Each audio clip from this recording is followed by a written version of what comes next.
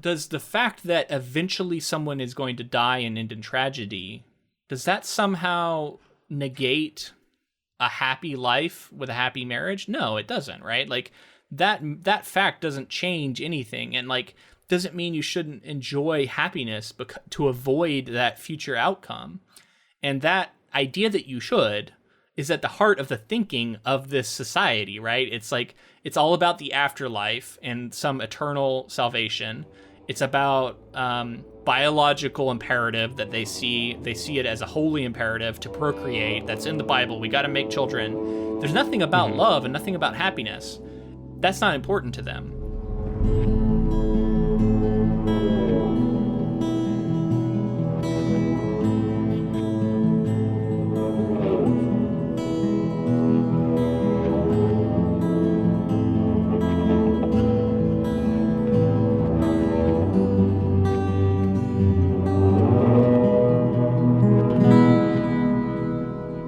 Welcome, friends, to episode 198 of the Ink to Film podcast, where we read the book and then see the movie.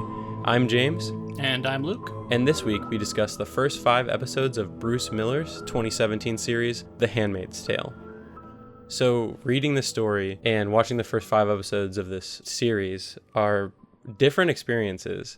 I want to get right off the bat your reaction to it, but just like, was it as heavy for you as it was for me? Because I feel like every time I've watched this show, it's just so heavy, in a good way. But if it's not fucking one of the darkest shows on TV, I don't know what is. Yeah, I could totally see that. I was talking to, I think it was my brother recently, who was saying that it's just he can't bring himself to watch it because it's going to be so heavy. And I'm like, it is. I can't tell you it's not, but it is really good though. My main takeaways so far are I can see why they are making some changes. They are trying to create a show that is going to span multiple seasons, and I can see them laying the groundwork for that. And some of the ways that they're sort of tweaking our main character, Offred, or June as she's known in the show. And I think it's smartly done. If that's your goal, right? Is your goal is to make a multi-season show out of a book that, at least at the time in which this was made, only had a single volume, and you were going to basically cover in the first season, I assume. You have to lay the groundwork for that and start building out what you want to do. And it seems like that plan was in place. I'm sure they didn't know for sure that they were going to get renewed, but they probably felt like it was a pretty good chance. The show seems well made to me. I think it has a striking look to it, extremely well acted. I can see why this was in contention for Emmys. I don't know if it won any or not. I didn't look into it, but I know I've heard The Handmaid's Tale talked a lot about when it comes time for award season, and I think for a good reason. There's just a lot of great stuff to talk about here, and it was one of those situations where, having read the book right before I watched, made it so that a lot of the surprise was gone. Because most of what happens in the show is in the book, and then it makes some of the stuff that wasn't in the book stand out a little more. And then I also can really pay more attention to little character beats, visual flourishes, the music and sound, just like everything else that's going on. I can sort of appreciate the texture of, because I'm not as caught up in the plot, because I kind of know what's going to happen for the most part. Yeah. I mean, it's pros and cons, right? Like part of that can lead to a really rich experience as well. Like, that's how I've been approaching it too. Like, and even knowing the story and going to the book was that same kind of way for me, where I could focus more on the ways that she was telling the story rather than necessarily the plot. But yeah, I mean, it's a winding story in a way, because the location tends to be the same, but it starts to blur together because of like the way that the narrative is set up. Like we talked about last week, the past and the present are kind of fluid throughout the narrative. And that does remind me, something I want to say at the top is, like, if you didn't listen to our first episode on the book, you definitely should, because I think there's a lot of overlap that we're not gonna be able to retread because we want to talk about a lot of other stuff. So check that one out, and then also come back for the show. Yeah. So ultimately, like I agree with most of what you're saying. The performances are amazing. One of the things that really struck me and has stuck with me is how it's just one of the most beautiful shows. It's unbelievably shot. Looks great. And I want to give credit where credit's due, because like there's not just in the episode intro there we said Bruce Miller's show, but he himself has stated that there are tons of other people that helped get this made, and it's definitely not just his sort of brainchild. First off, we're talking about cinematography, so I want to talk about Reed Morano. She's an American cinematographer and director. Morano was the first woman in history to win both the Emmy and Directors Guild Award for directing a drama series in the same year for the pilot episode of The Handmaid's Tale. Oh, wow. For this show. Nice. For this show. So she's also known for cinematography on feature films such as Frozen River, Kill Your Darlings, and The Skeleton Twins. Cool. So that's to talk about the look of the show.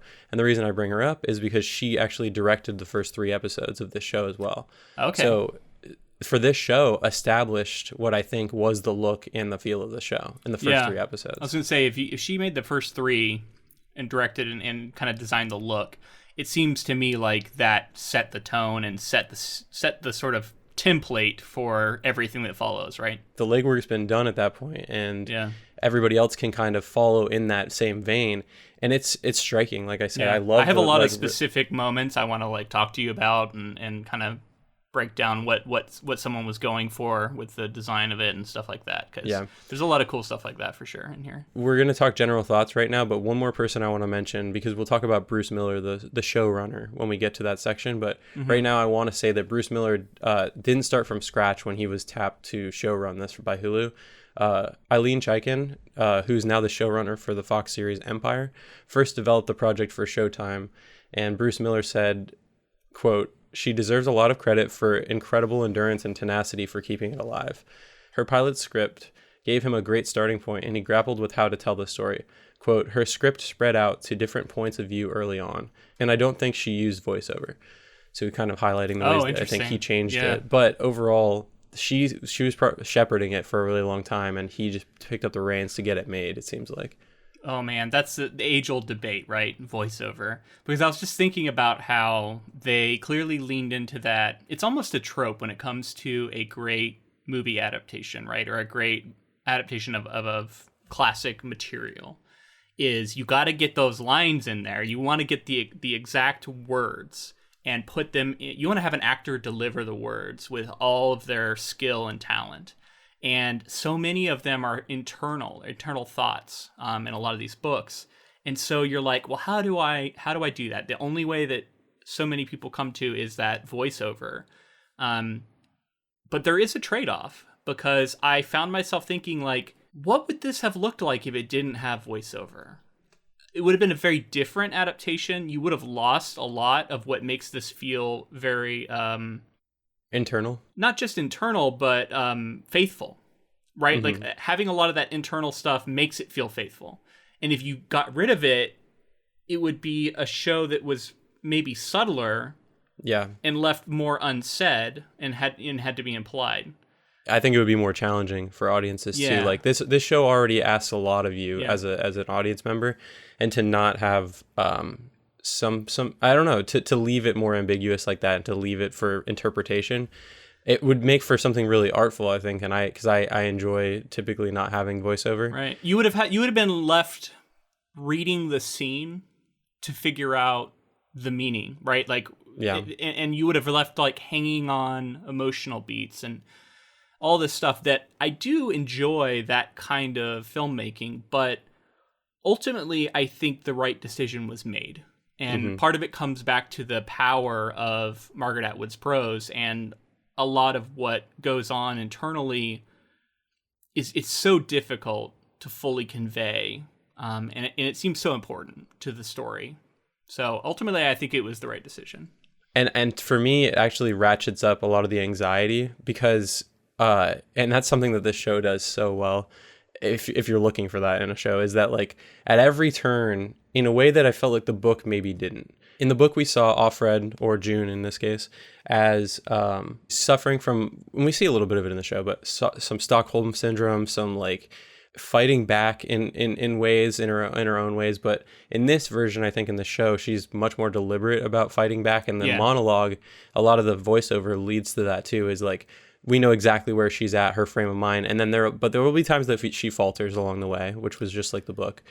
And ultimately, I think that it just ratchets up so much tension. Every conversation, it feels like every interaction in this, you're like, did she make the right move? Is this going to negatively affect her? Is somebody going to rat her out, like the entire show? In the book, my sense of Offred was that she was a survivor who had a tenacious desire to live and to possibly see her child again, hope for a chance at escape, but wasn't someone who was necessarily going to go out in a blaze of glory kind of thing.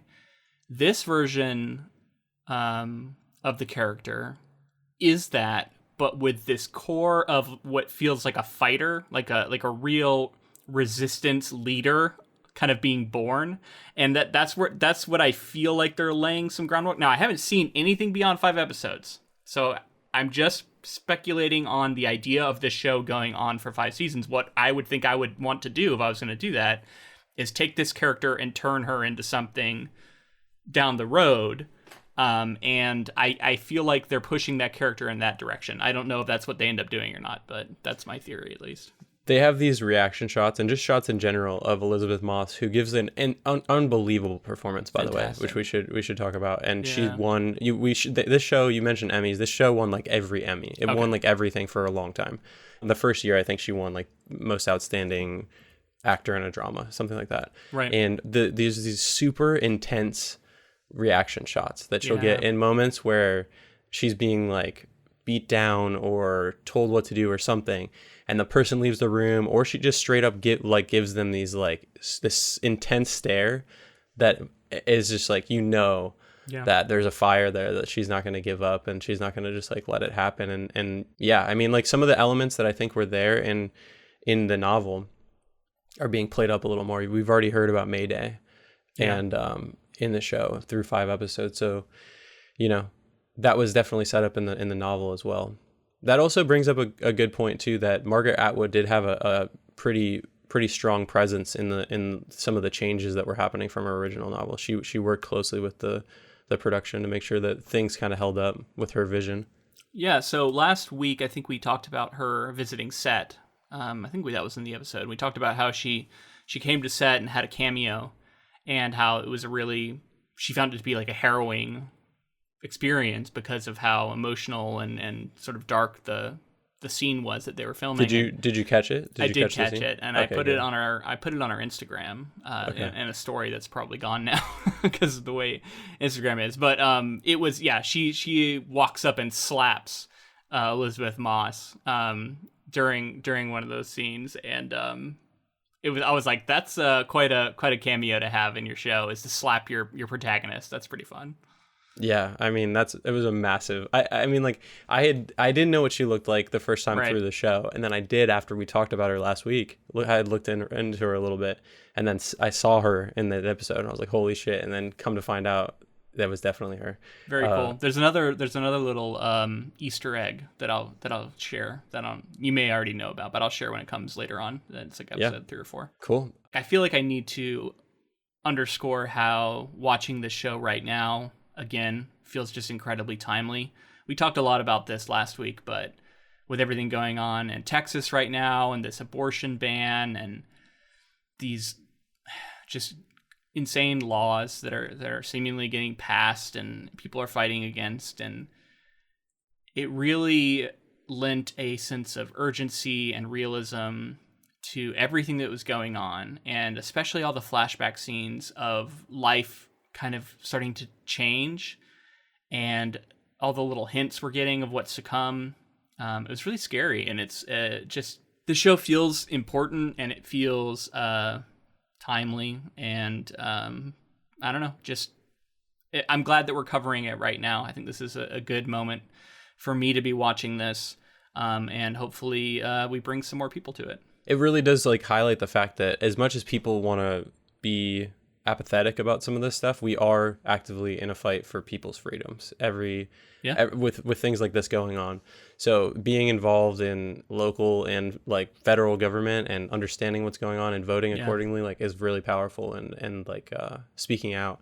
And so a show like this just highlights that. And yeah, I really hope, even if we can just get one person to check it out and be affected by it, I'd be happy with that. Yeah, absolutely. Before we get into anything else, though, I do want to put out the request one more time.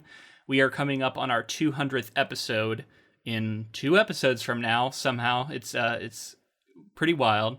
And James and I are going to, I think we're going to play some games or something. We've got some ideas about how that's going to go down, but we also want to share our favorite episodes. We're going to make ourselves pick, and then we're going to talk about our lives and how both of us have changed over the last 4 years. Doing this podcast, which is flown by. And we wanted to know from our listeners, if you're willing to write in to us, when did you start listening, approximately, and how has your life changed since you've been listening? Did you start going to school? Did you graduate? Did you start a new job? Did you move? Did you get married? Anything like that. We'd just be curious to know. I like to hear about people's, journeys. And I think that would be interesting, right, for our listeners. And then if you could also let us know like what your favorite episode is, and if you can't think of a favorite episode, favorite moment would also be awesome. Anything that you remember off the top of your head when you think about Ink to Film, share that with us. And then we just request that in those emails, keep them fairly short, just a few sentences. That way we can read them on the episode on episode 200. Send those to inktofilm@gmail.com if you'd like to participate in that. We'd love to hear from you. And hopefully you check out our 200th episode. It should be fun. Yeah, and we're really looking forward to recording that one. And thank you all so much for listening for 200 episodes. I still can't believe it. It just blows my mind that it's been that long. Yeah. I think this is a good time to talk about the filmmaker, showrunner in this case, Bruce Miller. He is an American television writer and producer, best known for Eureka, 2006, The 100, 2014, and The Handmaid's Tale, 2017. For his work on The Handmaid's Tale, Miller won the 2017 Primetime Emmy Award for Outstanding Drama Series and Outstanding Writing for a Drama Series, as well as the Golden Globe Award for Best Television Series Drama. It was the first show on a streaming platform to win an Emmy for Outstanding Series. Oh, interesting. So very important and interesting to think about this in terms of like the streaming boom that's come about, because this really was like you had like your House of Cards, and then you had like a few other shows that were starting to build up these big followings, but shows like Handmaid's Tale legitimized streaming services in terms of like award worthiness and viability in general. Interesting. And now we have, it's only been 4 years since this aired, and we're now in an era where like almost everything you're seeing that's award winning and it's coming out on a streaming service, and whether it's quickly or not, it'll eventually be on a streaming service. Right. So yeah, I mean, just historically, it's going to be significant in that way, and like this just blew the doors off. Like I said, it won like every Emmy award. What an appropriate show for that. Yeah, definitely. And another thing that I think is appropriate that I definitely wanted to mention is that there were 5 directors who directed in these first 10 episodes, 4 of those being women. Wow, yeah. I'm glad he did that, because I was a little surprised that it was a man doing this, show running this, but not shocked because, it's Hollywood. But it seems like he's approaching it the right way, and choosing a bunch of women directors seems like a smart choice. Yeah, that's why I was really excited to talk about Reed Morano, because like her influence on this show is like she easily also probably could have been a showrunner in a sense, right? With her like I said, legwork that she did, and of course she's working with Bruce Miller, so not to take away too much from him, but there's a reason why this story is inherently a woman's story, and I think it's great that it's being represented, hopefully in those ways. But if you're ready, I think we can jump into plot here. Yeah. I'm ready to talk about these episodes, so sounds good. Yeah. Okay, the first one is called Offred. A family is pursued by a group of armed men. The woman is caught and separated from her young daughter and a husband as shots are fired in the distance. Sometime later, the woman is now known as Offred, the handmaid to Commander Fred Waterford. While walking, she and another handmaid, Ofglen, pass by a wall on which men have been hanged for crimes such as being gay, working in an abortion clinic, and being a Catholic priest. In a flashback, women are indoctrinated into their new role by Aunt Lydia, and Offred sees her best friend Moira among them. Another woman, Janine, is rude to Aunt Lydia and is shocked with a cattle prod. Later, her right eye is removed as punishment. In the present, Commander Waterford tries to impregnate Offred during the ceremony. The next day, the handmaids are encouraged to beat a man to death for allegedly raping a pregnant handmaid and killing her baby. Offred is the first to participate in the brutal murder and appears to happily do so without any moral conflicts or regret. On the way home, Ofglen warns Offred that there is an eye in the Waterford house. Offred affirms to herself that her name is June and she intends to survive to find her daughter.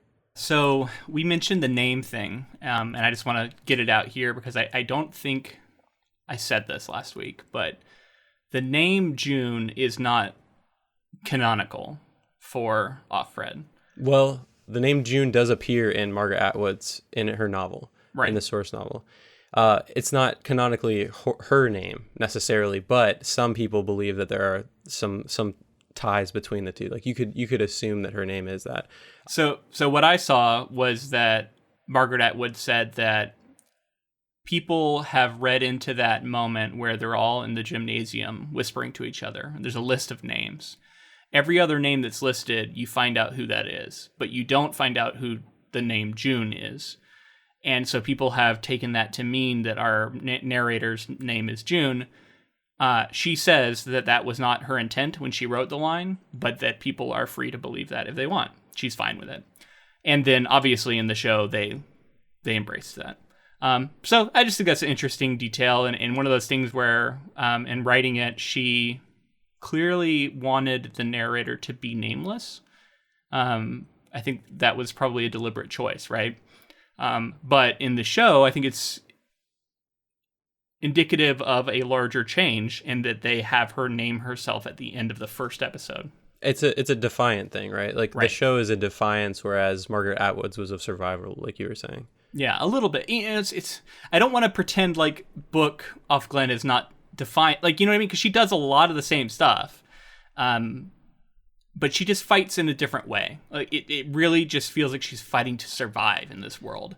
They're basically, I mean, overall, they're basically the same character. It's just a shift in terms of like how the story is being played out. Like it's like you could see a version of, it was just the way Margaret Atwood wanted to tell the story. There's a version of that novel Offred that is this defiant, and it is interesting to me as well because I read that in the 1990 film adaptation they just randomly chose a name, and Offred's name is Kate. Her pre-Gilead name is Kate. Okay. They just randomly chose one. They weren't as careful about it. I'm kind of curious about that adaptation. I'm assuming if we can find it, we could do it as a bonus just to see what it's like. Yeah, I'd like that.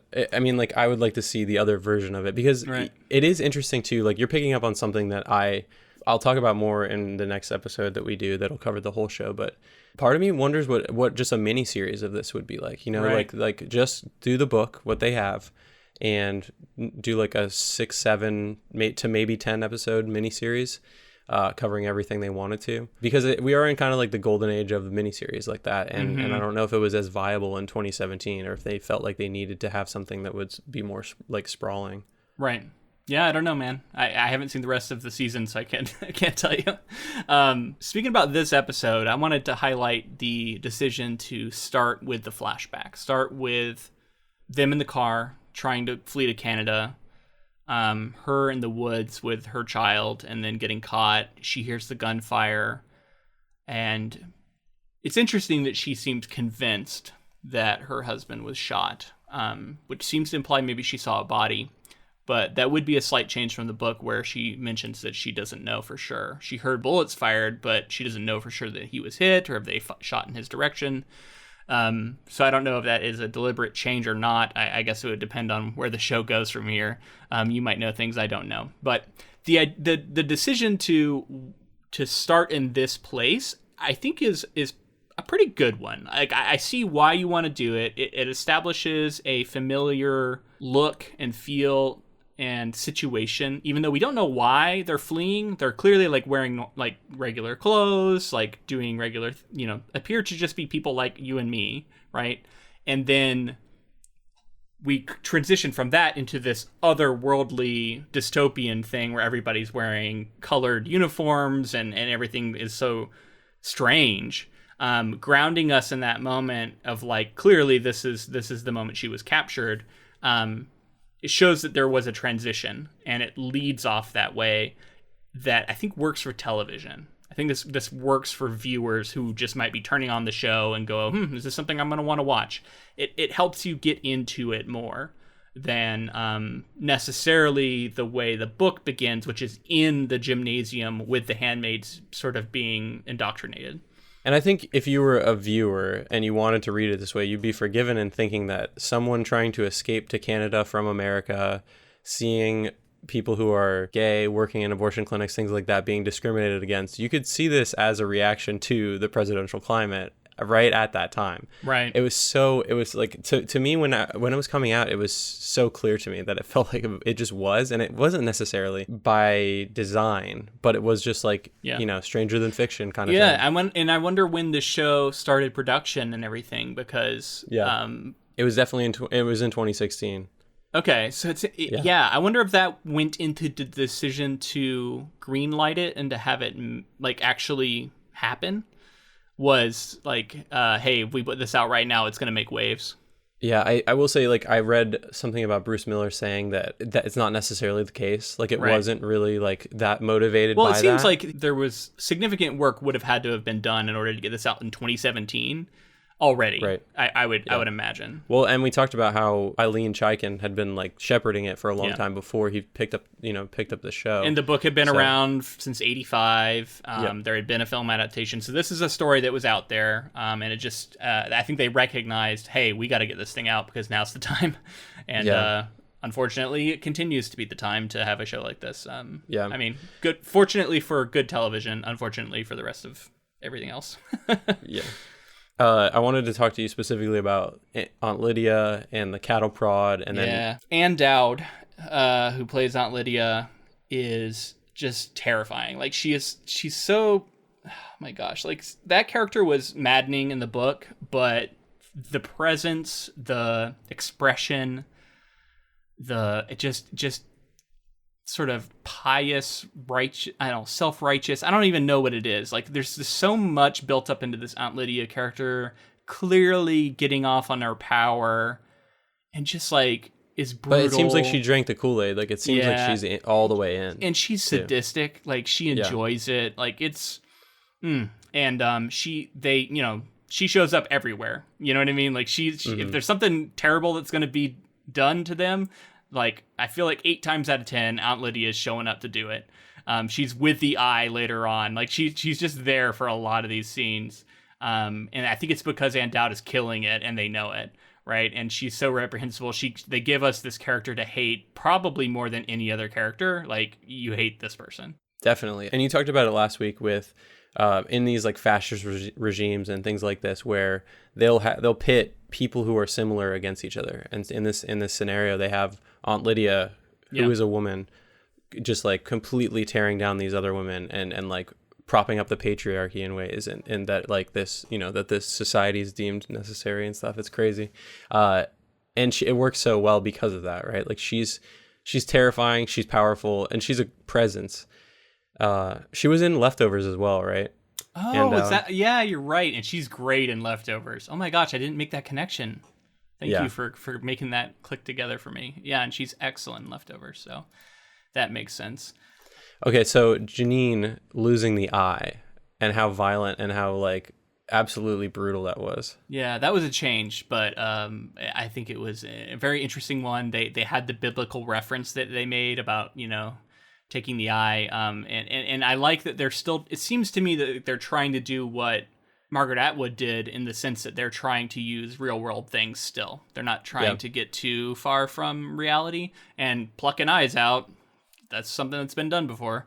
There's an example later on, and I have read a couple of things where people felt like some of this is maybe going too far. Sure. And then I kind of saw the response that Bruce Miller had, which was what you were saying, is trying to stay true to what Margaret Atwood did by threading in things that are actually happening and have actually happened to people and showing that realism. And it's not doing it just to be like extreme and sadistic and fuck people up and everything like that. Like, it does feel like they are leaning into it, right? Like they are definitely trying to highlight the brutality, highlight just the viciousness, and there's a little more spectacle here.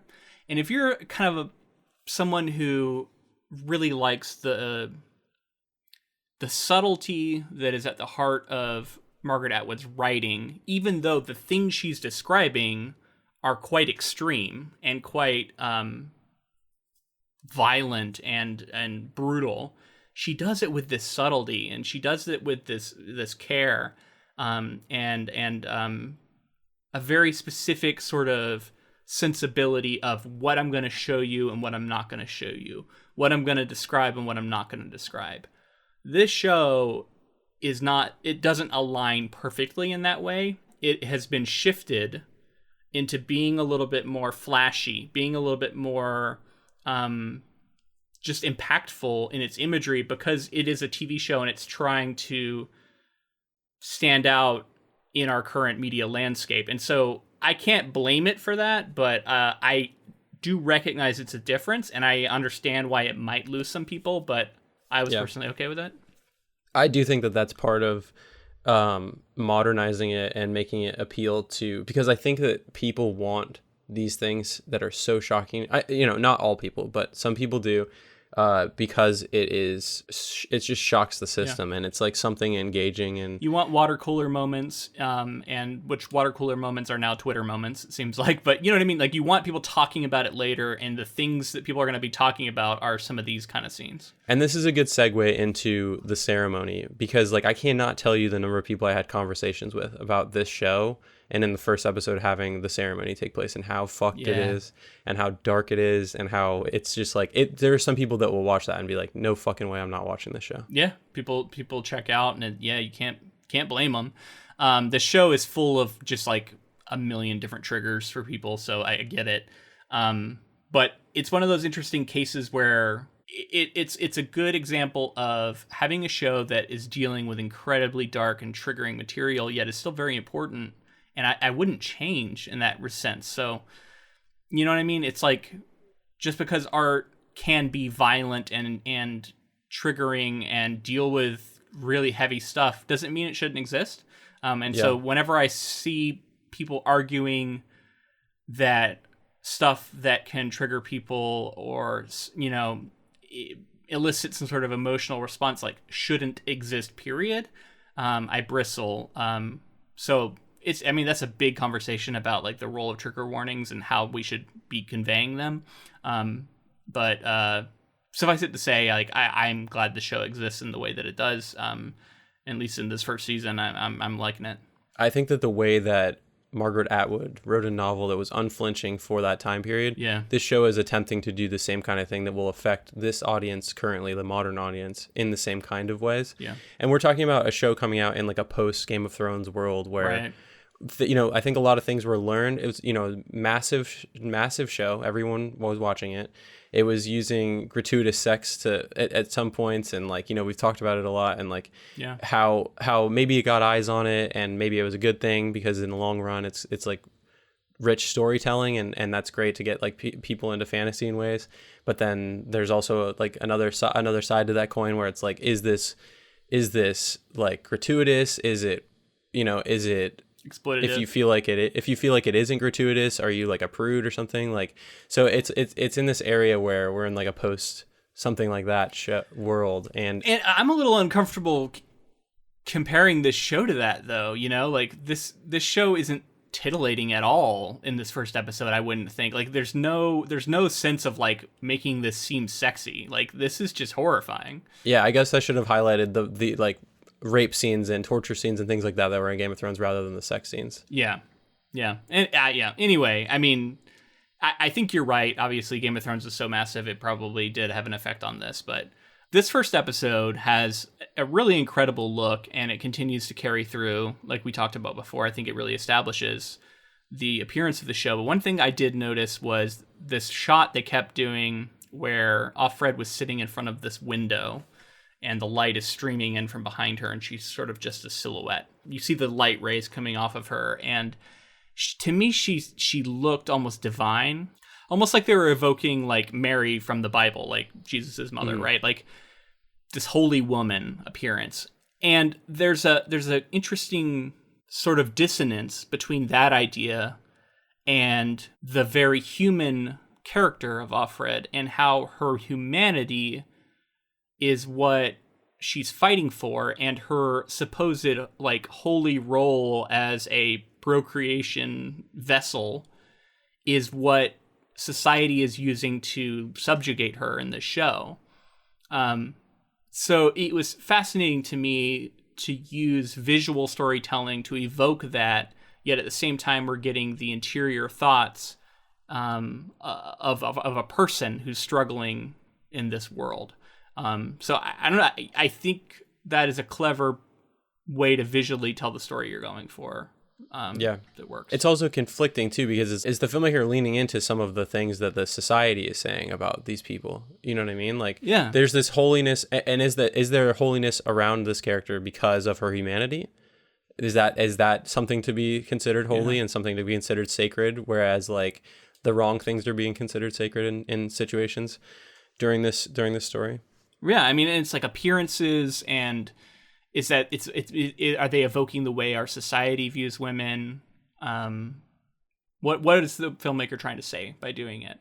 And so that leads me to a larger question I had for you about this, because this is the most dramatic example of this, but frequently they use either the sun or a light or some kind of backlighting behind a character, sort of coming around them and sort of highlighting them, giving them a portrait or a I don't know, like just like a silhouette, a rim of light that will sometimes move. Like I'm thinking of later when Offred is kissing Luke, it moves when they go to kiss, and we've talked in the past about how that could be like a, just like a fireworks for this moment.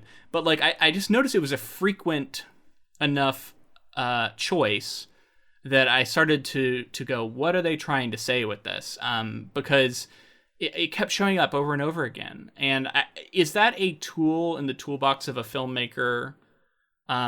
Because it would also be like a lens flare sometimes, right? Like you'd see these lens flares. I know certain like people are famous for lens flares. Like, what is the purpose of doing a lens flare? What is the purpose of using light to sort of wash out a scene like that? Or is it too varied to put your finger on? That's the thing, right? It's like pretty subjective at that point. But I would say that like typically using extravagant light setups is very cinematic. It's something that you're not going to see in something that's just sort of lit well, and then they shoot the scene. With comedies, you see this in comedies a lot. What's interesting is a lens flare also calls attention to the fact that it's a camera. Exactly, yeah. Right. So it's very in that way cinematic. And right. And one you were leading me to something I definitely wanted to talk about, which was during this like crazy melee where they like just like kill this guy. There's this slow motion extreme close up of Offred. It's Dutch and it's extreme close up and it's slow motion. And by Dutch you mean it's like Dutch angle, kind of sideways or diagonal. Yeah. Right. So the axis is off for the horizon. And her face is overexposed and she's breathing heavily, and it's almost like this realization. There's hair. After. I remember that. I wrote down it was incredible. There was bits of hair flying in the air during I think that moment. Incredible. So. Yeah. I mean, so many things you can do with light, like shadowing half of someone's face is like are they to be trusted kind of thing. Having someone overexposed in that way can show an intensity. That's what I was asking about. Like, is there something like having someone's face half in shadow? Yeah, that might imply a certain untrustworthiness or something, or a dark side. But like, what does that mean when someone's like almost overly exposed, or like almost has like a holy light behind them? Although often it'd be like Aunt Lydia when she was talking, she would have that light behind her. Is it power? Maybe it's like this is a powerful character. Could be, yeah. The overexposed that I was talking about when the Dutch shot was happening, that's just intensity to me. That's just saying like it's playing up the drama of the scene, the intensity of the scene. It's off. Something's off about the shot too, because it is over. Her cheek is so hot, you can tell how hot the light was on her face. But yeah, so in like a sex scene or like a kissing scene, like you were talking about, Yeah. if the light's like traveling, it's like drawing your eye a lot of the time too. It almost is like a cosmic intrusion into the scene. Yeah. And in that sense, having Aunt Lydia be lit like that, it could almost be like she feels the Holy Spirit, and that's what's fueling her in this moment. And so we're going to throw that light behind her because she's feeling righteous and like I have God on my side. And right. But then you also see that in other scenes where characters are maybe feeling like they're doing the right thing, or I don't know, I'd have to track each moment, right, and try and figure out what they're trying to say. But it's fascinating if you watch this show to pay attention to when characters have this backlit sun coming from behind them, because I noticed it was happening a lot, and it always seemed to mean something. And then the opposite can be said for, it's episodes later, but think about like the lack of light when she's been trapped in her room for like 2 weeks or whatever that is. She's peeking out and trying to... Yeah. And then, so if light is power in that way, then like that was her in her lowest moment, in a moment of weakness and like just covered in shadow. Yeah, I mean, the show is incredible. The camera movement is motivated. The lighting is motivated. And that's something you always want in a show like this. It's very artistic. And at that point, it makes it feel like cinema. It makes it feel like a movie. And that's where we're at with TV nowadays, is that these are films. So these are 1 hour, 5 1 hour films we just watched. Yeah. So to touch on that scene, and I don't know that we really highlighted this when we talked about it in the book, but like having all the handmaids beat a man to death in sort of a ritualized moment where they just say, this guy did this thing. There's no, due process. He's accused, he's convicted, and have at him. And they throw him to the wolves. And then the wolves are literally the handmaids here who are people who are being told that they can't ever express themselves, and they probably have just a ton of freaking rage built up in them. And they're given an outlet for it. And then they're also expected to perform this action. So it is really fascinating because I see real world examples of this clearly, like performative in-group behavior, right? Where you you almost make someone complicit in some sort of criminal or morally ambiguous behavior. You see it in cults a lot. Where one of the early things they'll have you do is something that like maybe breaks the law or is a violent act, and that's how you like prove your loyalty. You talk about criminal organizations. Someone has to like kill somebody to prove that they are. It's you become compliant in the behavior of the in-group, and by having all these handmaidens beat this man to death, now all of them probably feel like I have crossed a threshold. I have crossed a line, and there's no coming back. So it's like a psychological trick that these kinds of people play to force compliance. So it's really dark, and I think I noticed that in the book, but I forgot to say it last week. So I'm glad we got to touch on it again here. Yeah, and one of the other things to mention is that June in this scene is also in a rage because she's just learned about Moira, because Janine tells her that Moira's dead, and we don't need any other details other than that. And June just like loses it and starts killing this guy. Absolutely. So episode 2 is called Birthday. June and Offglen go food shopping, and they reveal more personal information about themselves to each other. While they are walking, they see St. Paul Catholic Church, their local church, being destroyed by the new regime. Offglen tells June that the regime also bulldozed St. Patrick's Cathedral in Manhattan to try to erase the fact that it ever existed. When June asks how Offglen knows this information, Offglen reveals that she is a part of a resistance movement against the government, but June declines to join, not fully trusting Offglen. Commander Waterford's driver, Nick, tells June that the commander wants to see her alone later that night, which is forbidden, and warns her that Offglen is dangerous. June and the other handmaids witness the birth of Janine / Off Warren's child, named Angela by the Putnams, but Charlotte by Janine. In flashbacks, June remembers the birth of her daughter, Hannah. At that time, healthy births were already rare, and a deranged woman tried to kidnap baby Hannah from the hospital and was arrested. In the present, June warily goes to the commander's office that night as instructed, but he simply wants to play Scrabble to her relief. The next day, a different woman introduces herself as Offglen. They really stop on these like big cliffhangers, but one of the things I wanted to highlight here is because I want to tell stories, and I'm always looking for like just tricks, right? Like what are people doing? What maybe not tricks isn't the right word, but like methods. When something's done well, I want to like make a note of how it's being done. And one of the things I noticed in this episode and then continued to pop up and again is how well they are connecting what is happening in the different timelines around similar events. And in this one, it's around the birth of this baby, right? Reminds her of the birth of her own baby. The baby being taken by the wife away from the handmaid who gave birth to the baby and given to the wife in sort of a baby theft moment, which feels so wrong. We immediately get that flashback of a woman trying to steal her baby in the hospital. And I was like, man, that's really clever when you're taking almost, it's not like a visual thing, although you can do that. It's like it's literally something that's happening in the plot, and you're linking it to a flashback and having something similar and related happen in the plot. But it makes sense in the sense that, like, that's how we think of things, and that's how we have memories. So it would make sense for her to be thinking about this in this moment. I can't remember if this was done exactly the same way in the book or not, but I love the way that they did it in this episode, and then they continue to do it in other episodes. Well, they'll find connective tissue, and so what it makes the flashbacks feel really motivated, and it's for like specific reasons. And I know this is something that's done all the time, but like something about this show made it click for me and go like, that is a really cool thing to do, and that's something that I'm going to try and pay attention to for when I have flashbacks that I need to write. Try and find a way to motivate it that makes sense and not just have it be random.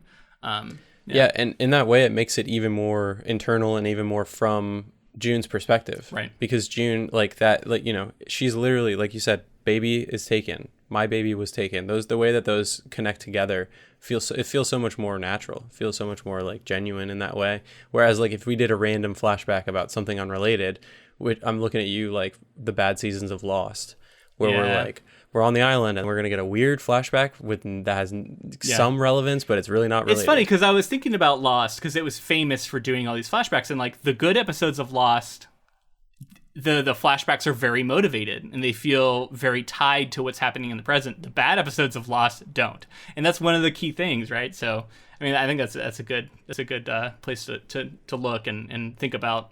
It has examples of both kinds. Yeah, definitely. So another moment that I believe was inspired by a thing that happens in the book, but then tweaked a little bit, was the cookie scene. One of the wives says to the other, like, oh, let her have a cookie. Serena Joy is there, right? And she says, basically she allows it. She takes the one cookie, hands it to her.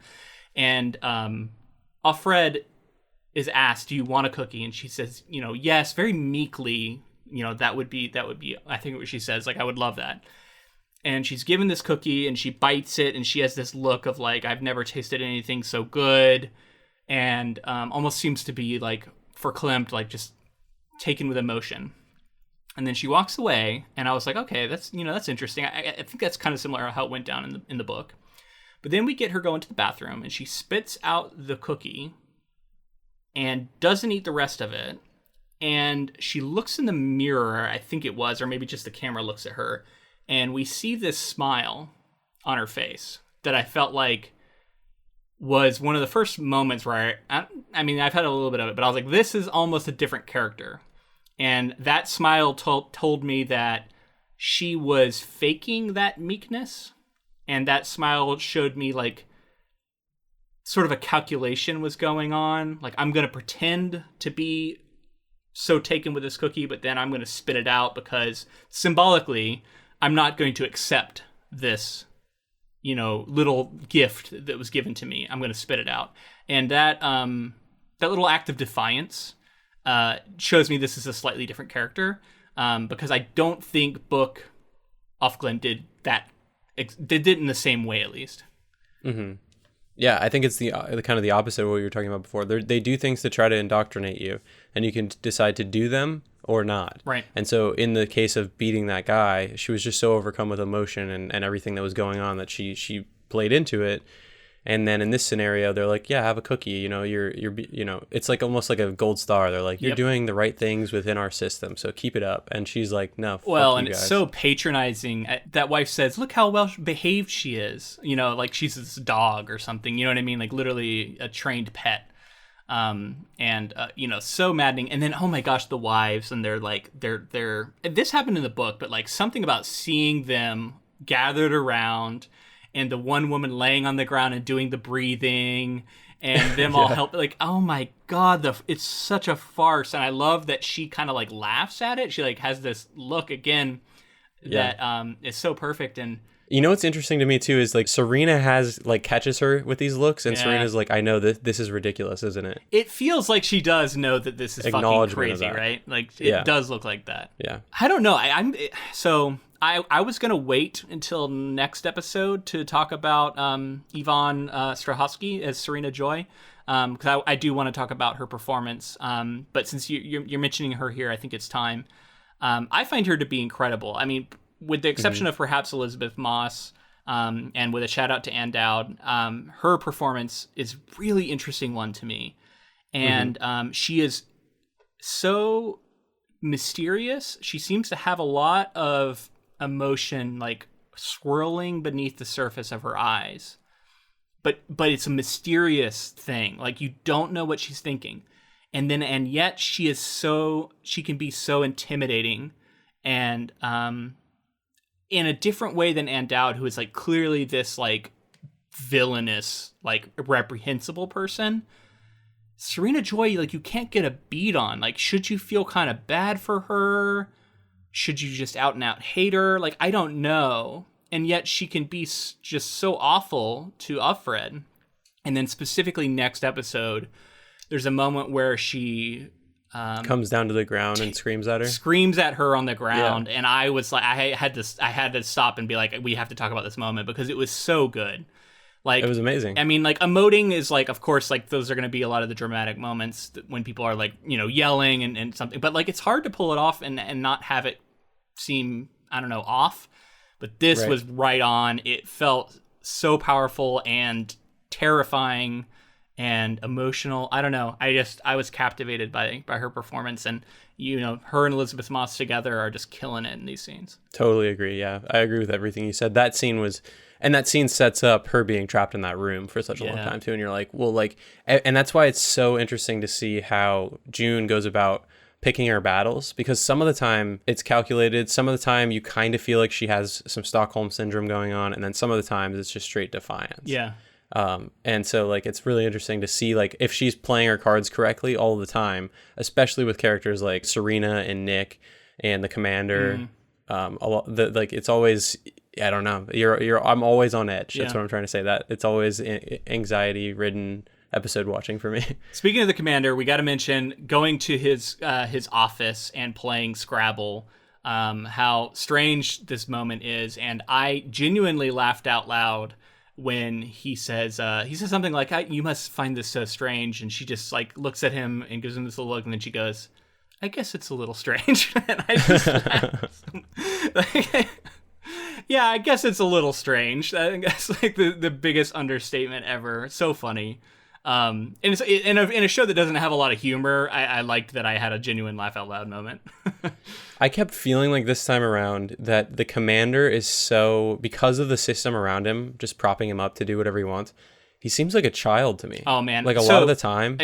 I was like regretting things I said last week about him, because I talked about him. You know, he's obviously terrible in the book, but like, right. Margaret Atwood, I felt like did a lot of work to show his humanity, and I think there's some of that work being done here, but he just seems worse in the show. Like, I don't know. He is so, and it makes me think that is the character, because ultimately the character is terrible. Like, he's a terrible person, but they're really highlighting his connections to sort of the overall system in a way that was only hinted at in the book. He does seem to be important, truly in the, you know, the entire country, I guess. And then, yeah, he seems kind of pathetic and childish. I agree. He doesn't understand really the moment. But yet also he is so privileged in this society.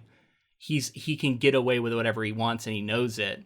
And it really highlights that, right? As he's like, yeah, and here the rules are different, but just because I want them to be. So this is something that I would definitely want to ask you about. The end of this episode is basically that, and then she kind of feels like she has power going forward. There's like, and so she's Don't walking You Forget out, About Me starts playing. The song's playing. That's one of the main things I want to ask you about. The song's playing. She walks out through the gate to see Offglen is a different Offglen. And then she says, fuck. And she's like, fuck, yeah. Yeah. And so I wanted to ask you, like, how you felt, because we've talked before about, like, having popular songs in shows and movies sometimes can feel a little easy. It can feel like an easy thing to do. But I think having different versions of these songs as the endings of these episodes, and they're pop songs that wouldn't probably even be allowed in this society at this point. A lot of them are singing about, like, love stories and that kind of thing. And I think you're touching on why it works for me here, because it is sort of illicit music. And to highlight a moment where she is feeling power in a situation where she shouldn't have any, to use a song like that does make sense. I'm thinking also there's an earlier moment in this episode where the character, I forget, Janine, I think, is singing a Bob Marley song to the baby. And those moments of, like, it's like music and art that is now illegal and is now restricted from them. There's a power to it. And so I like that. And it was surprising. Don't get me wrong. I was shocked when that song started playing. I was like, really? But in retrospect, it makes sense for this moment. And they do it a little bit more in other episodes. In general, I really like the soundtrack choices that were made in this show. But I wanted to throw that back at you because historically, you've been someone who has said you didn't like that. You found it a little bit to be too much like a music video. So how did you feel about this one? I led the witness with this one. Like, I like it. Okay. In this scenario, I do enjoy it. Like I said, I think it can be something that's leaned on as a crutch sometimes, and it's just sort of like an easy thing to do to put a popular song in, right, and not have it be extremely motivated. And this is the throwback song though, right? It's like an 80s song, and like it's not like a modern pop song. Yeah, because then it starts to feel like a music video sometimes. But. Okay. So episode 3 is called Late. In flashbacks, the rise of Gilead is detailed through June's eyes. June and her female colleagues were fired, and the government froze women's bank accounts and ruled they could no longer own property. In the present, Serena takes June to see Janine and the baby, and June fears Janine is delusional. Back home, June is interrogated by an eye and Aunt Lydia about her knowledge of Offglen. Aunt Lydia physically beats and shocks June with a cattle prod for being disrespectful and quoting from the Beatitudes in the Bible. But before Aunt Lydia can hit June again, Serena intervenes, believing June is pregnant. When June later tells Serena that she is not, Serena angrily locks her in her room. In a flashback, June and Moira attend a protest against the new laws, which is interrupted by automatic gunfire and explosives. In the present, Offglen and the Martha she is in a relationship with are charged with gender treachery. The fertile Offglen is reassigned, but the Martha is hanged. Later, Offglen, referred to by her old name, Emily, awakes in a hospital recovery room to find, to her grief and anger, that she has undergone female genital mutilation surgery, as explained by Aunt Lydia. Jesus, what an episode. Alexis Bledel as Offglen, shout out to her. I think she does some incredible work here. Especially at the end, there was just these shots of her face, and this brings up a topic I wanted to discuss. Extreme close-ups on actors' faces and having them show a range of emotions, mostly through the eyes, but also just, little expressions. To me, that's a hallmark of, like, a great performance, but also, like, someone who's shooting the show, the director or whoever, like, knowing what to show to make it work. But I wanted to ask you, do you put that, like, because I always wondered, like, if you get that super tight close-up, and I have my suspicions, but let me set it up. If you get that super tight close-up on someone going through an emotional moment, how much of it, I guess it's different because they're not pretending, right? If you do that hyper close-up on someone who's acting, if they're not maybe a fantastic actor and they're just kind of an okay actor, does that take an okay performance and elevate it, or does that highlight an okay performance in a way you would rather avoid? Like, what's the thinking beyond? Like, do you want to do that super tight close-up of a performance, maybe if you're not sure it's going to be incredible? My opinion on it is that it's an extreme moment. To go to an extreme close-up is, like, visceral. It's just, like, the most intimate you can be. Yeah. And for me, if I don't have faith in an actor, I'm not going to go that tight. Yeah. Because it's going to, like you said, it's going to highlight it's not going to be believable. Something about it's going to feel false, right? Something wider, maybe even hiding their face or just showing it physically, like that could be easier to pull off, because that is a difficult thing to pull off in a performance. Yeah. Like you have to have excellent actors. When I think about like some of that stuff, some of my favorite performances, it really is in the face, right?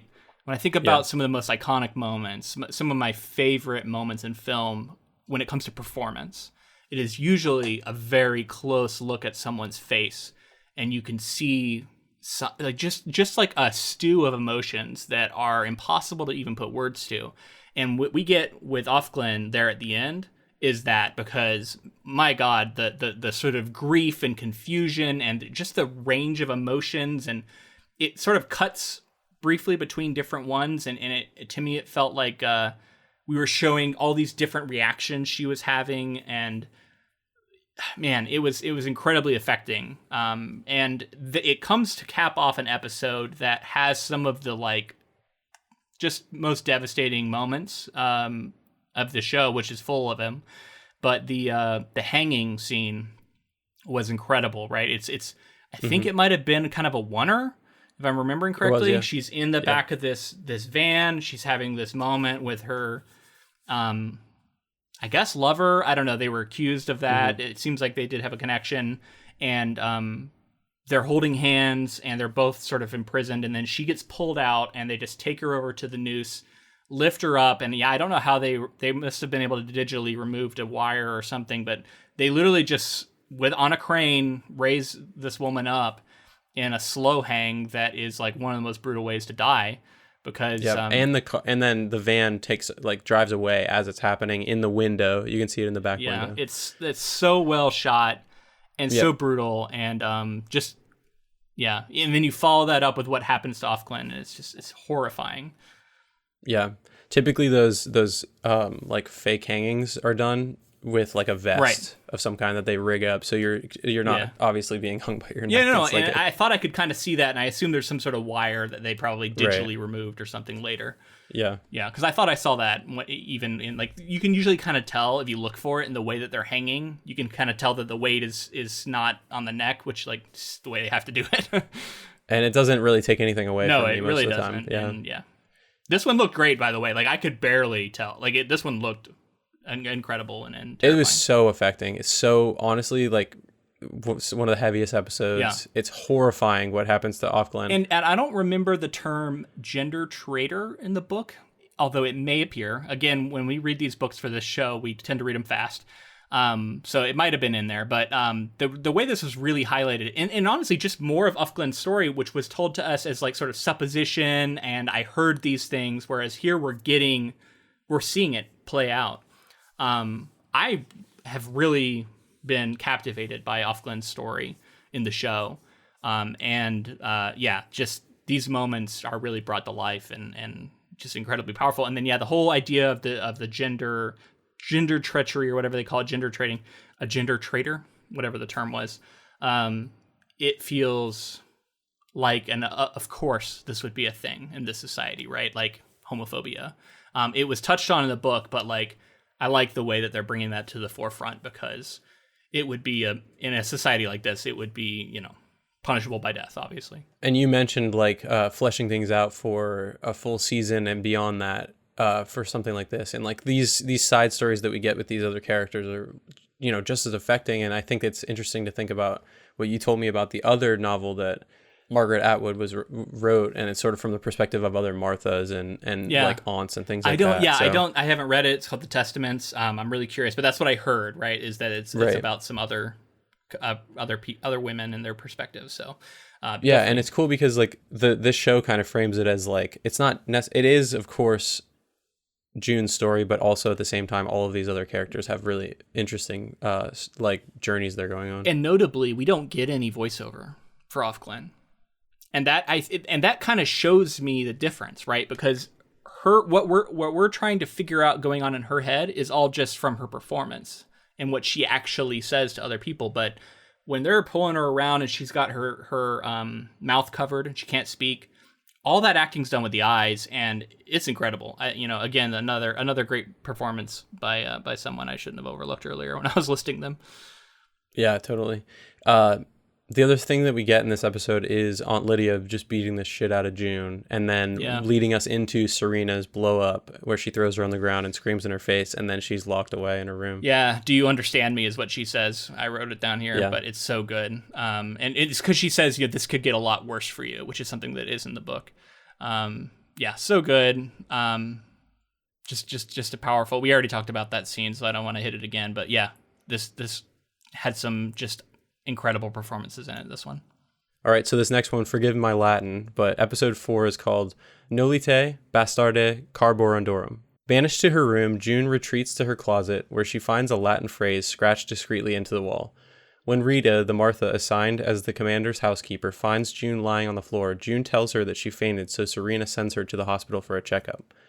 During the examination, the physician remarks that the commander is most likely sterile and offers to impregnate June, but she declines. In flashbacks, Aunt Lydia teaches the handmaids about the ceremony in which a commander endeavors to fertilize a handmaid. Later, June and Moira assault Aunt Elizabeth, and Moira takes her outfit. June and Moira plan to escape to Boston, which has safe houses. Moira catches the train, but June is detained by a soldier and returned to the Red Center, where her feet are beaten as punishment for attempting to escape. In the present, Commander Waterford has an unsuccessful ceremony night, but later that night they play Scrabble again. She asks him about the Latin phrase, and he tells her it means, "Don't let the bastards grind you down." She learns that the previous Offred killed herself because life was unbearable. At the end, June is released from confinement to her room. And this is the first episode directed by someone else, you said, right? Yes. I felt it a little bit, now that in retrospect. This one felt a little different than what had come before. It's hard to exactly point to the precise reasons why. I'd have to kind of watch it again, but I remember this one just had a slightly different feel to it. But in the way that shows often do, I didn't make much of it. But now that you've mentioned it, it's interesting to think about. But again, we get a flashback scene with a nostalgic song playing. I believe it was like a Monkees song or something playing at the start of this episode. Using music as a link to the time that came before, showing like how different life was to how it is now, I think it continues to be effective. I like how it was done here. We got the doctor scene, which I knew was going to be awkward, and it was. There's just a lot of interesting stuff here. One I found fascinating is how red and white keep recurring in this show. And in different moments, right? Like I'm thinking, of course, their outfits, but then you also get it in like when she's in Nick's car and sort of trapped in the back. Everything is red and white, like everything is of these colors. We get a flashback scene, although it might be next episode, I'm not really sure, where she's meeting with Luke to have they're having a meal in a restaurant, and there's children playing outside, and they're all wearing red and white, and I was like, is that foreshadowing? Like what? Like, but we know, is it a clue about how the world was already changing? Maybe.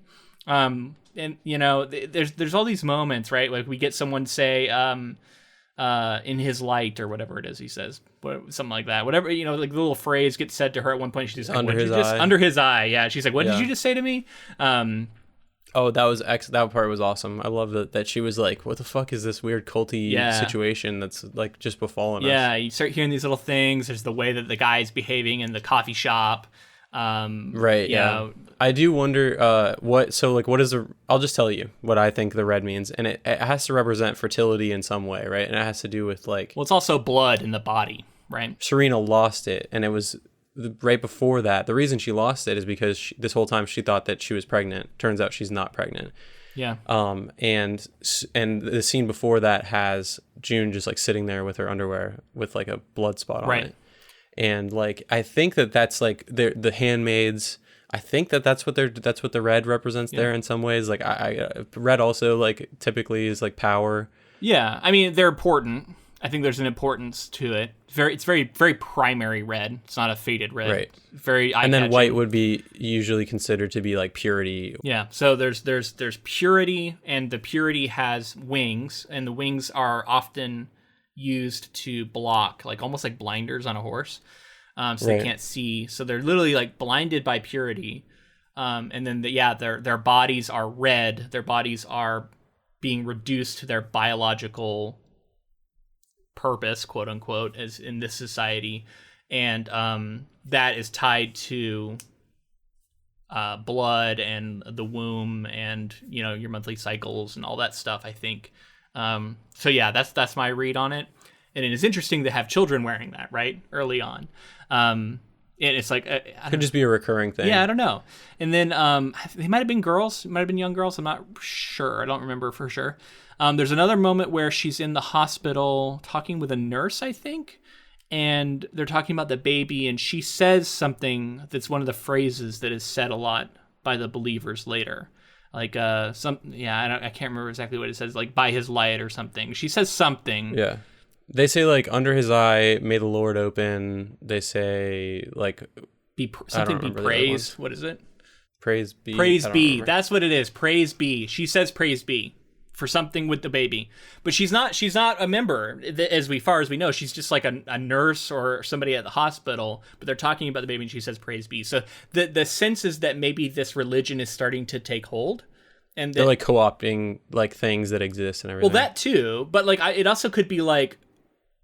this thing's spreading, and maybe some people are already starting to adopt the phrasing, and yeah, you know what I mean? Like, it's getting into society. So we got to talk about the June and Moira escape, because that was totally different, and I wanted to get your take on it, because, like, Moira just escapes on her own in the book, and June, like, sees this as like a beacon of hope. She's like, at least Moira got away. I know, like, she got away. And she sort of has to speculate about how it went down in many ways. And she hears some things, but then she also is kind of speculating. But yeah, I mean, she's right with her the whole time for this one, and then ends up getting captured. And she has this moment of, like, this little, like, nod she gives her, like, you go ahead without me.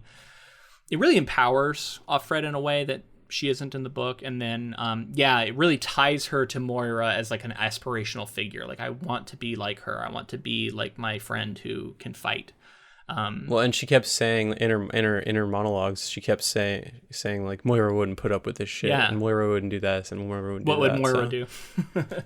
Yeah, no, and you're right. And I liked it. I mean, again, this is a change that is aligned with what clearly they're trying to do with this character for the show. And if you really don't like that change, then it's going to rub you the wrong way. But I'm okay with it. Like, I see what they're doing. I see why they're doing it. And I'm interested to see how well they pull it off going forward. The other thing that happens near the end of this episode is June sort of, like, harnessing the power of the fact that the last Offred killed herself to tell Waterford, like, let me out of my room or I'm going to kill myself. It'd be a shame if I killed myself. And he knows what's going on. He clearly knows that he's being manipulated in a way, but she's doing it just enough to where, like, she's not. He likes the game of it too, right? Like, he's clearly one of those guys who's like, he's got all these rules and he's got his wife completely, as far as he knows, like, bought into the rules he's helped set up, and yet he's bored. And yet he wants someone to be interesting to him. And I think he finds it interesting to have her push the boundaries a little bit. That's the only reason he's, like, putting up with it, right? So it is kind of I think that's a little different than what we get in the book too. So again, there's small differences, but it's a lot of these scenes are kind of straight out of the book too. So it's a subtle shift. But usually to a same end of making Offglen a slightly more powerful character, a character who you kind of want to say fuck yeah for a little more. And then I think that's capped off with, at the end of the episode, she repeats that Latin phrase and then she says bitches. And that was one to me that maybe felt like a bit much. Like, I get why they did it, and I get you're supposed to be like fuck yeah, but... As she comes down, there's music probably playing again. She's coming down the staircase. She's been released. She walks out with the handmaidens all together. They're walking as a unit, and she's kind of remembering the Offred before her, and, like, what she had to go through, and then the quote that she's gifted her now that she can now, like, live her life with. She's seeing herself as a member of a sisterhood, right? She's a part of a group, and that's backed up with that flashback where all the handmaidens bring her bits of food after she's had her feet tortured. And so it's kind of this, like, fuck yeah, you know, moment where she's, like, linking herself with all these women, and that is a little different. That's not the character in the book. Like, the character in the book never quite feels comfortable in that role. It feels way more isolated. Yeah. She feels way more isolated. She feels disconnected from everybody. Yeah. Episode 5 is called Faithful. Serena suggests to June that she have sex with Nick in case Commander Waterford is sterile. Later that day, Serena leads June up to Nick's room and waits by the door while June and Nick have detached sex. Flashbacks detail June and Luke's first meeting and courtship. During a ceremony night, the commander touches June's thigh, which she later tells him to never do again. She also confronts him about Emily. He admits that while they thought they were building a better world, they knew that better never means better for everyone. June also confronts Nick, who reveals that he is indeed an eye. At an open-air market, June questions Emily about the resistance group, which is called Mayday. Emily jumps behind the steering wheel of a Mercedes and drives erratically around the plaza. She hits and kills a guard and is caught and put back into a black van. June returns to Nick's coach house alone, and they have passionate sex. Yeah, sure do. Interesting episode. A couple things stand out to me that I wanted to highlight here. First off, when they're in the study together talking, June says, that reminds me of a poem I once read. And she says, "You fit into me like a hook into an eye, a fish hook, an open eye." And I was like, I've read that poem before. I got to look it up because I have a suspicion. Looked it up. Sure enough, Margaret Atwood is the author of that poem. So I love that they throw in this Margaret Atwood poem. And I remember how I said, like, my connection to Atwood was I had read some of her poetry. I think this is one I had read. That is the entire poem. It's called "You Fit Into Me." It's good. I like it. That's very awesome. Cool. It's very cool. Yeah. Yeah. Shorter than a tweet. But that's the kind of stuff that I knew her for. I hadn't read Handmaid's Tale and many of her other novels. But yeah, I just like that little shout out, right? It's a poem I once heard, and you quote the author of the book that you're adapting. Yeah, that's fun. Very cool. You mentioned earlier how, like, some of these episodes between the flashback and the present and everything going on, there's like a theme, and this episode, I think its theme is about sex and like sexuality and love. Right? They have this discussion about love versus procreation, and I think a lot of what we're seeing here is all about that. The commander and her have a disagreement, and he says, "What is more important than having children? Like, what is there to life more important than that?" And she says, "What about love?" And he's like, "Love is love is an illusion. Love isn't real." And then he also says, any love story over a long enough time becomes a tragedy," something like that. Right. Yep. And which is it's an interesting line. It's a good line. I mean, it is technically correct, but some people, some people feel that, like, the end isn't necessarily the tragedy, the life that they've lived. Well, right. But the question is one of perspective, and it's one that I find myself trying to realign in my own self. And it's the sense of people call it like mindfulness and being present. And just in a larger scope, like enjoying the moment and not letting yourself get caught up in what will come down the line.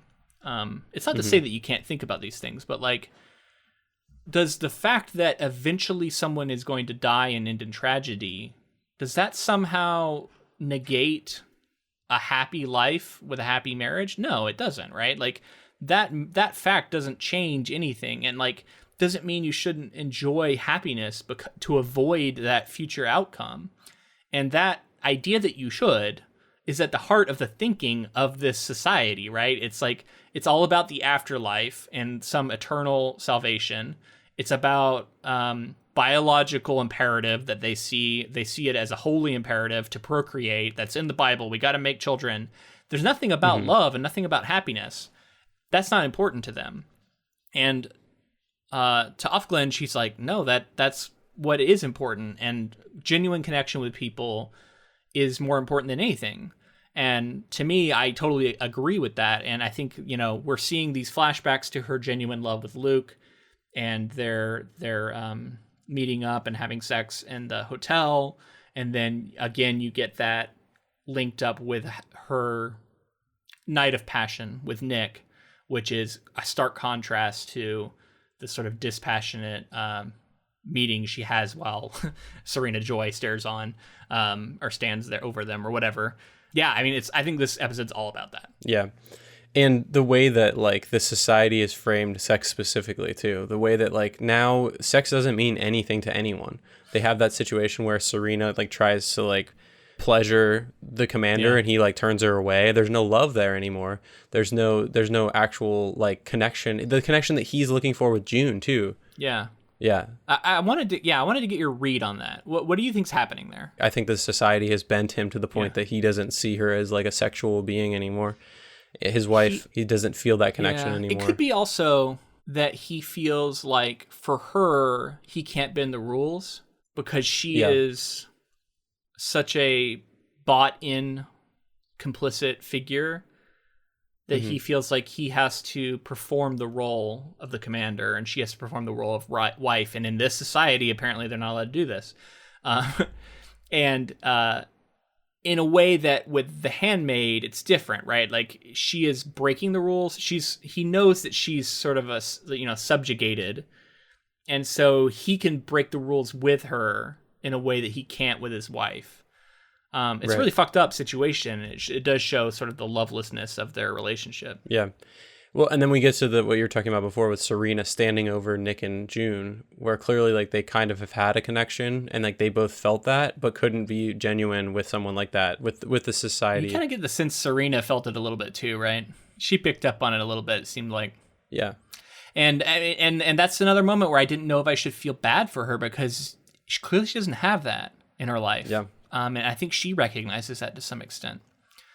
There was a moment that maybe wasn't super subtle, but I think it is clever, and maybe it's just because I analyze this stuff too much. But when Offred comes back from the market, and what happens with Offglen, which we'll talk about, but like she comes back, and Serena Joy asks her like how it went, and she walks over to her, and Serena sits down on a chair in front of this like painting with flowers she's been making, and Offred comes and stands over her, and talks to her in a way we haven't seen her talk to her.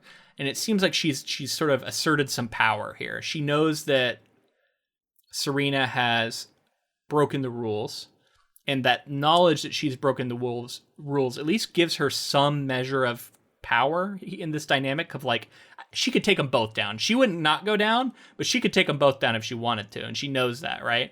Right.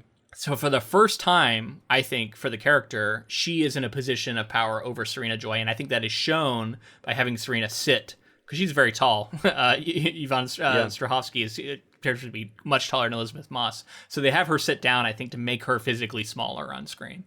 No, definitely. I think that was definitely intentional. Yeah. You mentioned the scene, too. We got to talk about where Emily jumps behind the wheel. And, like, did you think she was getting away? I mean, no. No, I did not think she was getting away. I didn't think she was. I didn't know she was going to do a circle and like run over a dude's head. That was crazy, which exploded in a way that is maybe a little bit much for this show, but it was fine. It was another cool moment of like, fuck yeah, and it clearly inspires Offred, right? But it's a I don't know, a tragic turn for this character who. Earlier, we saw sitting and throwing the ball for this dog, and I wrote down something like, I don't know anyone has ever looked this sad while throwing a ball for a dog. That is really hard to do, but she does it. And then the wife, apparently her of Kevin or something, is like her new house, who comes out to talk to her, offers to like say that she's ill and avoid the ceremony. So like, I was like, wow, she's in a situation where the wife actually seems to understand just how horrific her life is right now, and probably knows what she's been through with this genital mutilation and stuff, which again, another thing that has real world correlation. Right. This thing does really happen. That was one of the things that they pointed to with the producers and everybody really talked about if it was going too far, and they felt that since it is something that goes on, and it, like the awareness should be there, and it's done in many countries have done it historically too. Horrifying. It's super fucked up. And I it needs to be talked about, right? And it's being talked about here. But potentially the first time it's ever been shown on television too. Yeah, like something maybe. like that to be brought to the popular consciousness in that way. Right, and it's something this sort of Prime, right? Like a lot of people are watching. Yeah. Yeah, and then it's a great moment. I guess I was surprised she wasn't killed immediately. She was thrown in a van and driven away, which makes me think we're probably going to see her again. That's my suspicion. I kind of hope we do, because I really like her as this sort of side character. I'm really invested in her story. So I'm interested to see if we continue to get more Offglen than we ever got in the book. Yeah. Any other quick theories while we wrap up here? So the Nick stuff is interesting, right? Like he gives confirmation that he is an eye here, but clearly he has mixed loyalties. And he's willing to again break the rules because he seems to genuinely care about Offred. I remember you mentioning something about this last week, so you must have been having a little bit of show knowledge, because that's not in the book really. Like in the book, he's mysterious, and at the end he remains somewhat mysterious, but there's an implication that he is actually working for Mayday or has some sort of connection to the Resistance, but it's not confirmed.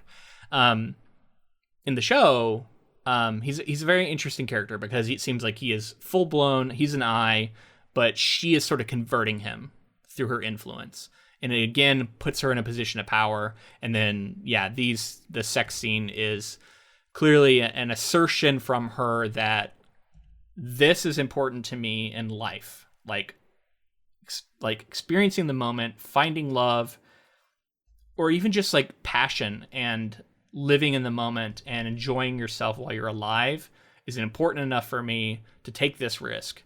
And it kind of shows the complete polar opposite from everything we've seen so far, where we've seen all this dispassionate sex that has been reduced to a function. And you contrast that with what we see here, and it's night and day. Okay, so I really enjoyed revisiting the first 5 episodes of this show. I cannot wait to jump in. I'm probably going to watch some more tonight just to jump back in and finish out the show. We're going to be covering 6 through 10 next week, so be sure to stick around and come back for that. We will also, at the end of the episode next week, give our judgment on what is the better version of this story. Was it season 1 of the show, or was it the original book by Margaret Atwood? So pay attention for that one. Hopefully you join us again next week. If you liked this coverage, please let us know in the form of a rating and review. We love to see them. Just got a new one recently. I'm going to post it to Instagram. I like to do that. So leave us a rating and review, and we'll share it on social media. It would be awesome. And to find us on social media, we're on Facebook, Twitter, and Instagram, all of those at Ink to Film. And for our 200th episode, if you're so inclined and you wanted to sort of let us know what your experience has been with Ink to Film by telling us how your life has changed since we started, and favorite moments or favorite episodes, you can write into inktofilm@gmail.com. And we're planning on reading some of those on our 200th episode. So look forward to that. Absolutely. And if you'd like to support this podcast in another way, check out our Patreon, patreon.com/inktofilm. We have a bunch of bonus content on there, including an episode we recently did on the Never-Ending Story 2. So if that sounds interesting to you, check it out. Thank you to Ross Bugden for the use of our intro and outro music. All right, that's going to be it for this week. The men with their big machine guns are giving me wrap it up looks. I think it's time to move on, and we'll be back for episodes 6 through 10, where we wrap this thing up. What an interesting project this is. What a powerful piece of work all around, honestly. So I'm excited for this one, and we'll be back. And until next time, keep adapting.